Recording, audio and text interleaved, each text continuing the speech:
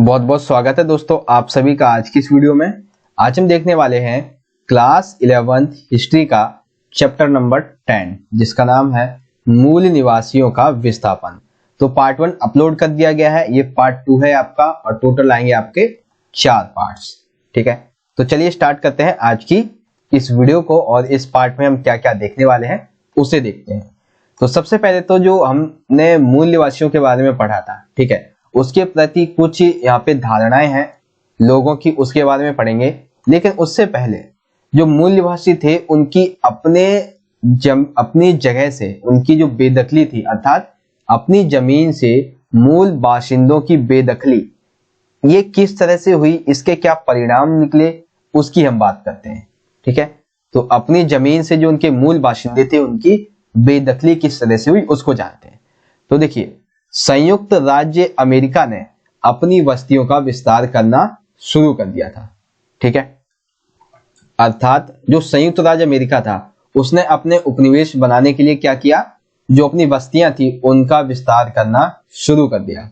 विस्तार किस तरह से किया कि जमीन की बिक्री के समझौते पर दस्तखत कराने के बाद मूल निवासियों को वहां से हटने के लिए प्रेरित या बाध्य किया गया। अर्थात जो अमेरिका था इसने क्या किया कि अपने ही जो मूल निवासी थे उनकी जमीनें जो थी उनको खरीद लिया, यानी कि जमीनों की बिक्री के जो समझौते थे उन पर दस्तखत करवा लिए उनसे।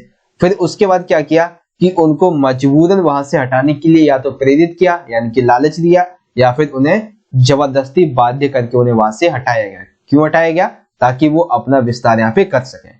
ठीक है, फिर जमीनों के बदले दी गई कीमतें बहुत कम थी, अर्थात जो मूल बाशिंदे थे ये इन लोगों का ये कहना था कि हमारी जमीन मान लीजिएगा 100 रुपए की है तो ये हमें जो है वो मात्र 20 रुपए ही दे रहे हैं, अर्थात ये 80% जो है हमारी जमीन का पैसा हमें दे नहीं रही है। तो अर्थात जो जमीनों के बदले कीमतें थी वो काफी कम थी। धोखे से उनसे ज्यादा जमीनें ले ली गई एवं पैसा देने के मामले में वायदा खिलाफी हो रही है। अर्थात मान लीजिए कई लोग जो थे वो क्या करते थे, 100 की अगर बात हुई तो 20 रुपए दे भी दिए, लेकिन कई लोग तो ऐसे थे जो पैसे देने से ही मुकर जाते थे और जमीन जो थे वो क्या करते थे, हड़प लेते थे। ठीक है, तो ये उनके मूल बाशिंदे जो थे अमेरिका के, उनकी यहाँ पे बेदखली इस तरह से हो रही थी। कई बार जो थी इन्हें स्थायी और अपनी जमीनें दे दी गई थी। अर्थात कई बार क्या होता था कि कुछ लोग जो थे वो अपने पर्सनल यूज के लिए इन लोगों को क्या करते थे, स्थायी तौर पर जो इनकी जमीनें थी वो इन्हें दे देते थे। लेकिन जब ये जमीनें दे देते थे तो वहां पे एक समस्या और उत्पन्न हो गई। वो समस्या क्या थी कि अगर उन्हें ये पता चल गया कि यहाँ पे जो है इसके अंदर कोई खनिज पाया गया, जैसे कि सीसा हो गया, सोना या तेल, यदि ऐसे खनिज होने का इनकी जमीन के अंतर्गत पता चलता है तो फिर से उन्हें उस जमीन से बेदखल होना पड़ेगा। ठीक है, तो ये हो गई मूल बाशिंदों की प्रति जो जब अमेरिका का विकास होने लगा उसका एक नजरिया कह सकते हैं, उसका एक रवैया। ठीक है, तो आई होप ये समझ में आया होगा आपको क्या क्या था ये। उसके बाद फिर देखते हैं कि मूल निवासी जो थे उनको एक कैद खाने में बंद करके रखा जाता था। अक्सर क्या होता था कि जो मूल निवासी होते थे, उपद्रव कह लीजिए या फिर जो इन लोगों की बात नहीं मानते थे, अमेरिकी लोग जो सरकारी लोग थे उनकी बात नहीं मानते थे, उन्हें कैद खाने में बंद करते थे। वो कैद खाना कौन सा होता था, उसे कहते थे रिजर्वेशन। जैसे आप अभी रेलवे के बारे में जब आप टिकट बुक कराने जाते हैं तो रिजर्वेशन करवाते हैं, उसी तरीके से क्या था कि ये शब्द हालांकि रिजर्वेशन, लेकिन उसका अलग जो अर्थ है वो अलग है। क्या है कि मूल निवासियों को कैद खाने में, और इसी कैद खाने को क्या कहते हैं, रिजर्वेशन कहते हैं। ठीक है, अगला पॉइंट, यूरोपीय लोग उत्तरी अमेरिकी लोगों के लिए कहते हैं। अर्थात यूरोपीय लोग जो है वो उत्तरी अमेरिका के लोगों के लिए एक बात कहते हैं। वो बात क्या है कि ये लोग जो है वो आलसी हैं। अर्थात यूरोपीय लोग क्या कहते हैं, उत्तरी अमेरिकी जो लोग हैं वो आलसी हैं, इसलिए बाजार हेतु उत्पादन करने में अपना शिल्प कौशल का इस्तेमाल नहीं करते हैं। अर्थात जो उत्तरी अमेरिका के लोग जो है वो चाहें तो अपने शिल्प कौशल से अत्यधिक बाजार के लिए जो उत्पादन है वो कर सकते हैं, लेकिन वो ऐसा नहीं करते हैं। क्यों? क्योंकि ये लोग जो वो आलसी हैं। ऐसा कौन कहते हैं? यूरोपीय लोग। अगला, अंग्रेजी सीखने और ढंग के कपड़े, जिसका मतलब था यूरोपीय जैसे कपड़े पहनने में उनकी दिलचस्पी नहीं है। अर्थात यूरोपीय लोग जो है वो ये कहते हैं कि अमेरिकी लोग जो है, अमेरिकी मूल बाशिंदे जो है, ना तो ये अंग्रेजी सीखना चाहते हैं, ना ही तो ढंग के कपड़े जो कि यूरोपियों के जैसे दिखते हैं उनको ये पहनने में दिलचस्पी रखते हैं। कुल मिलाकर ये जो यूरोपीय लोग थे, उनके कहने का मतलब ये था कि उत्तरी अमेरिका के जो मूल बाशिंदे हैं वो सिर्फ मर खपने लायक हैं, अर्थात ये किसी काम के नहीं है, बस ये तो मर जाए वही बढ़िया है। ठीक है, ऐसा कुछ इनका इंटेंशन था इस वर्ड के माध्यम से। ठीक है, तो ये चीज आपको समझ में आ गई, मूल बाशिंदों को उनके जमीन से बेदखल किस तरह से किया गया। ठीक है, आगे देखते हैं, और कुछ यहाँ पे जो है वो अब विचार है। विचार किसके संबंध में है? मूल निवासियों के संबंध में।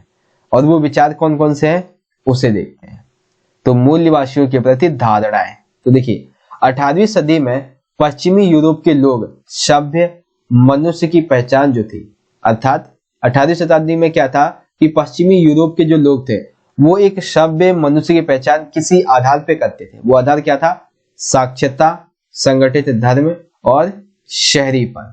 ठीक है, लेकिन जो अमेरिका के मूल निवासी थे वो असभ्य लगते थे उनको।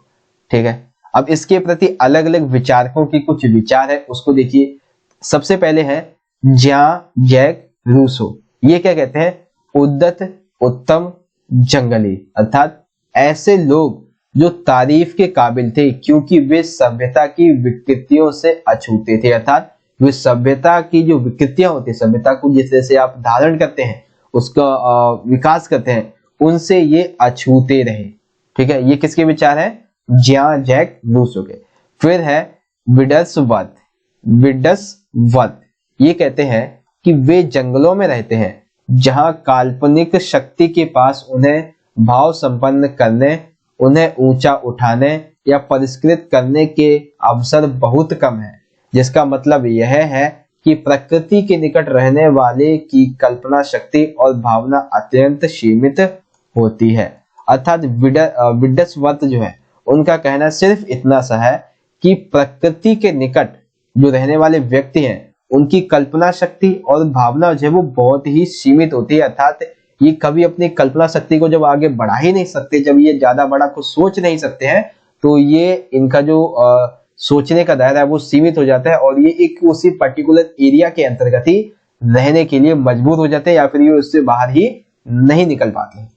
ठीक है, तो ये चीज हो गई मूल निवासियों के प्रति धारणा के बारे में, जो विडसवर्थ है इसके विचार। अब कुछ और यहाँ पे जो लोग हैं उनके विचार भी देखते हैं। तो यहाँ पे देख सकते हैं एक और है जिसका नाम है जेफरसन। ठीक है, क्या नाम है? जेफरसन। ठीक है, तो ये जो बंदा था ये कहता था मेरा एक सपना है, सपना एक ऐसे देश का जो छोटे छोटे खेतों वाले यूरोपीय लोगों से आबाद था। अर्थात ये कहता है कि मेरा एक सपना था कि जो छोटे छोटे खेत है वो यूरोपीय लोगों से, अर्थात यूरोपीय लोगों का अमेरिका में ना होना ही इसका एक ऐसा सपना था। मूल निवासी जो अपने जरूरतों के लिए फसलें उगाते, ना कि बिक्री और मुनाफे के लिए। ठीक है, मूल निवासी जो थे वो अपने खाने पीने के लिए इन फसलों को उगाते थे, ना कि मुनाफे के लिए। और जो जमीन का मालिक बनने को गलत मानते थे, इस बात को नहीं समझ सकते थे, यही चीज उन्हें जेफरसन की निगाह में असभ्य बनाती थी। अर्थात देखिए इस पॉइंट का मतलब क्या है उसे समझते एक बार दोबारा से। जेफरसन जो था उसका सपना क्या था कि एक ऐसा देश हो जो छोटे छोटे खेतों वाले यूरोपीय देशों से आबाद है, यानी कि उससे अलग हो। ठीक है, अब ये कहता है कि जो मूल निवासी है वो अपने जरूरतों के लिए फसलें उगाते थे, ना कि बिक्री या फिर मुनाफे के लिए, और ये मालिक बनने को गलत मानते थे। यही जो बात है, यानी कि ये जो मूल निवासी की ये जो विशेषता है, वही जेफरसन की निगाह में इन मूल निवासियों को असभ्य बनाती है। फिर एक आता है दास प्रथा के बारे में। तो दास प्रथा को खत्म करने के पक्ष में दलीलें दी गई और उसे एक अमानवीय प्रथा बताया गया। दास प्रथा का अर्थ क्या हुआ कि जब बहुत सारे लोग जो थे, कई बार क्या होता था कि बड़े बड़े जमींदार हो गए, ये लोग जो थे वो अपने खेतों में लोगों से काम करवाया करते थे। जलवायु परिवर्तन की वजह से, बीमारी की वजह से बहुत सारे दासों की मृत्यु भी हो जाती थी। तो इसी मृत्यु की दर को पूरा करने के लिए, अर्थात जो लोग मर गए हैं उनकी संख्या को पूरा करने के लिए ये लोग जो थे वो साउथ अफ्रीका से, दक्षिणी अमेरिका से बहुत सारे दासों को मंगवाया करते थे। ठीक है, तो ये जो था वो एक अमानवीय प्रथा के अंतर्गत आता है।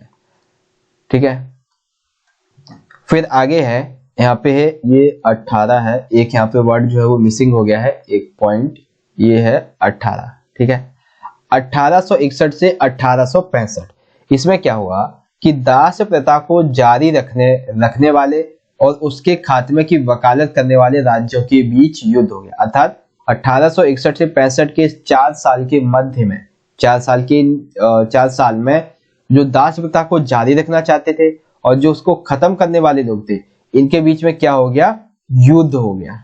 ठीक है, और फिर क्या हुआ कि दासता विरोधियों की, अर्थात जो वकालत कर रहे थे इनको विजय प्राप्त हुई और फाइनली जो दास प्रथा थी उसको खत्म कर दिया गया।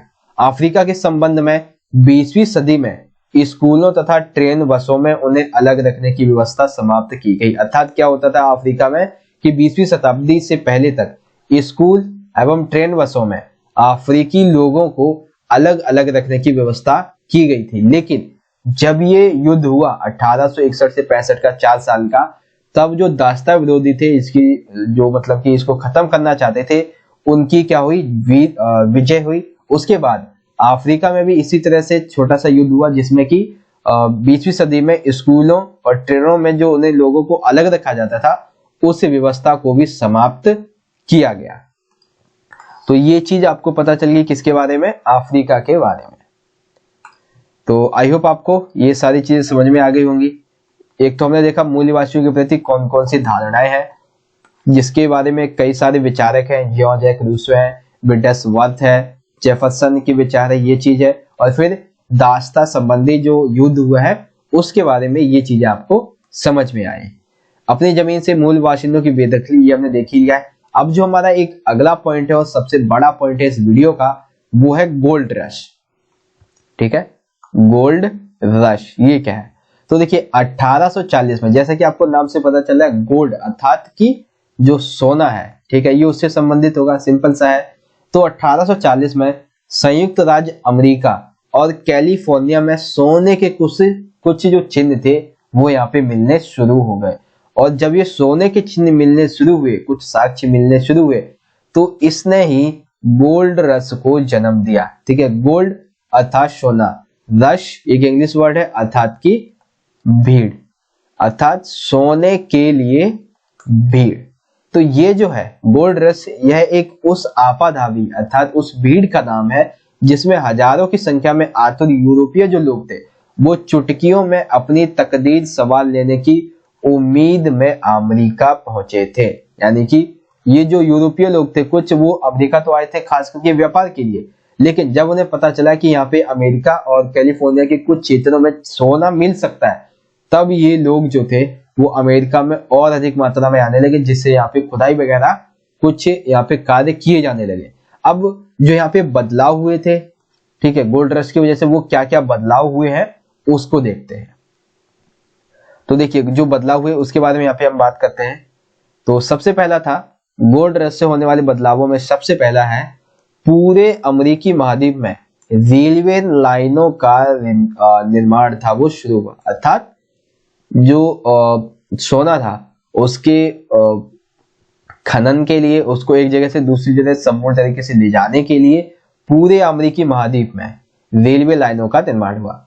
वहीं जो संयुक्त राज्य अमेरिका है इसमें 1870 में रेलवे लाइन का निर्माण हुआ और कनाडा में 1885 में रेलवे लाइन का निर्माण हुआ। उसके बाद रेलवे के साज सम्मान अर्थात रेलवे से संबंधित जितने भी उद्योग थे उनको बनाने के जो उद्योग थे उनका भी विकास हुआ, अर्थात रोजगार में एक तरह से वृद्धि हुई। आप इसे इस तरह से समझ सकते हैं।